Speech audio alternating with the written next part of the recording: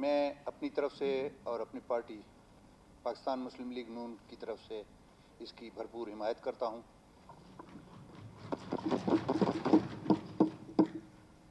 میں تھوڑا سا ماضی میں جاؤں گا۔ میں اس وقت اسٹوڈنٹ تھا، 4 اپریل 1979 کو۔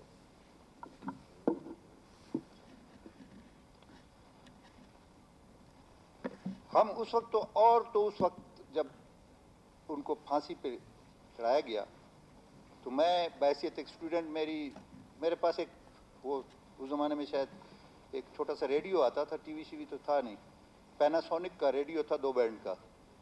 جب اس پہ اناؤنس ہوا کہ اس کو ہینگ کر دیا گیا تو میں نے وہ ریڈیو توڑ دیا۔ اتنا دکھ ہوا۔ میڈم اسپیکر، کچھ لوگ صدیوں میں پیدا ہوتے ہیں،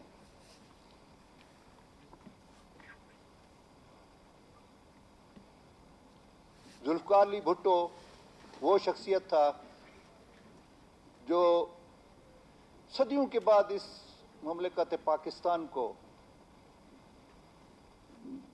اللہ کی طرف سے ایک تحفہ تھا، لیکن یہاں پہ بدقسمتی ہے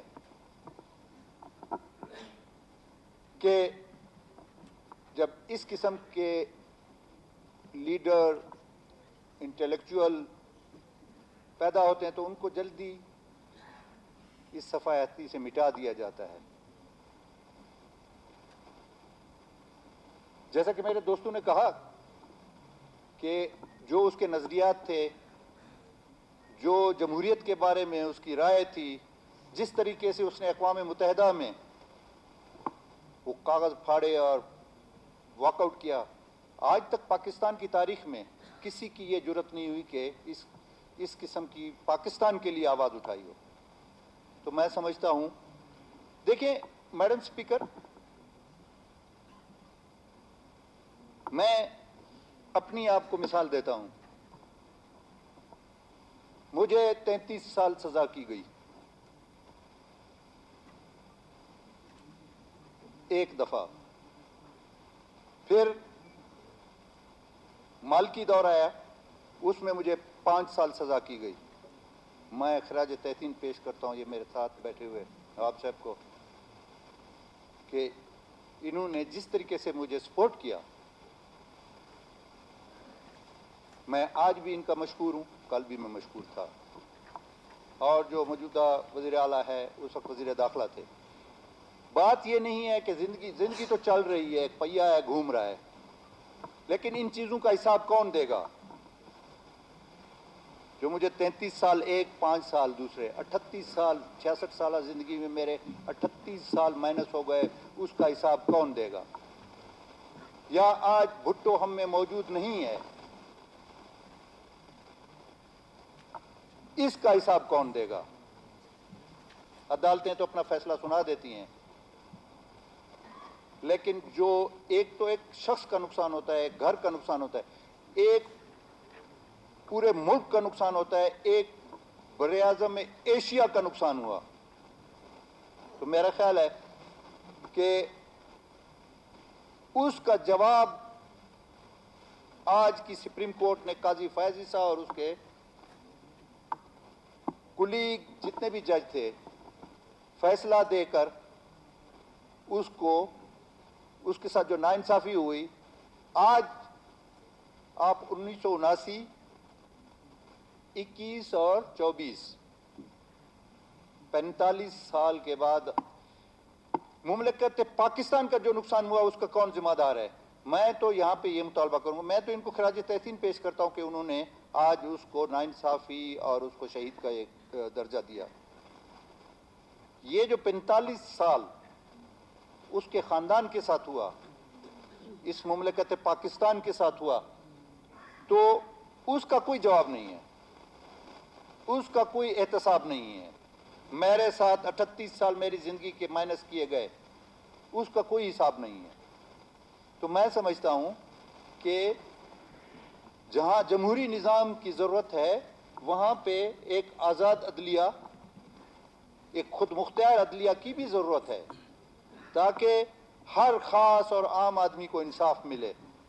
آج وہ पुराने जज साहबान करते हैं, जी हमसे गलती हो गई, पाकिस्तान की दुनिया लुट गई, भुट्टो खानदान की दुनिया लुट गई, और आज आप कहते हैं कि जी हमसे गलती हुई, तो उसका अजाला होना चाहिए। कोई मुजरिम है उसको ज़रूर आप सज़ा दें, हम नहीं कहते कि उनको आप सज़ा ना दें, लेकिन ये बेगुनाह लोगों का जो अदालती कत्ल किया जाता है,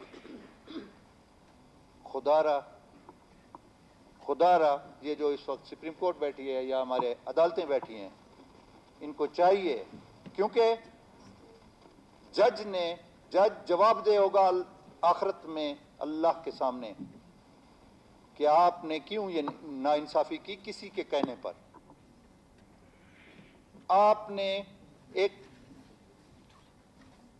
कुरान कहता है कि एक आदमी का कत्ल पूरी इंसानियत का कत्ल है, फिर इस जैसे भुट्टो जैसे इंटेलेक्चुअल जो सदियों में पैदा होते हैं उनका कत्ल तो पूरी दुनिया का नुकसान है।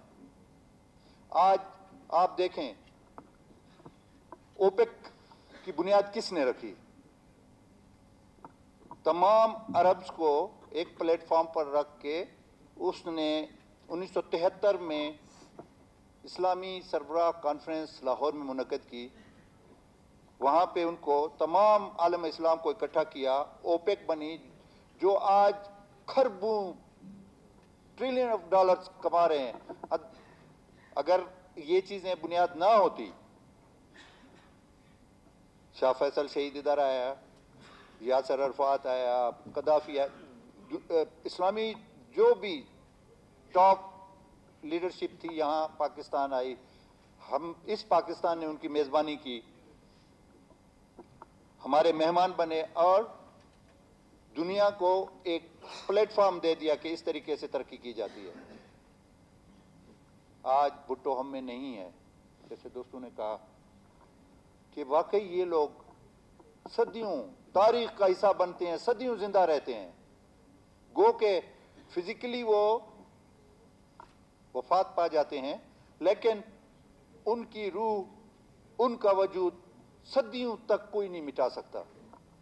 तो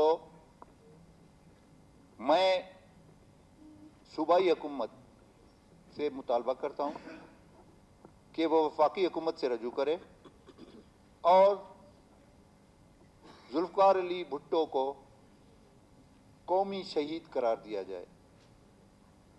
मैं खराज तहसीन पेश करता हूँ चीफ जस्टिस ऑफ पाकिस्तान और उसकी टीम को कि उन्होंने ये कदम उठाया।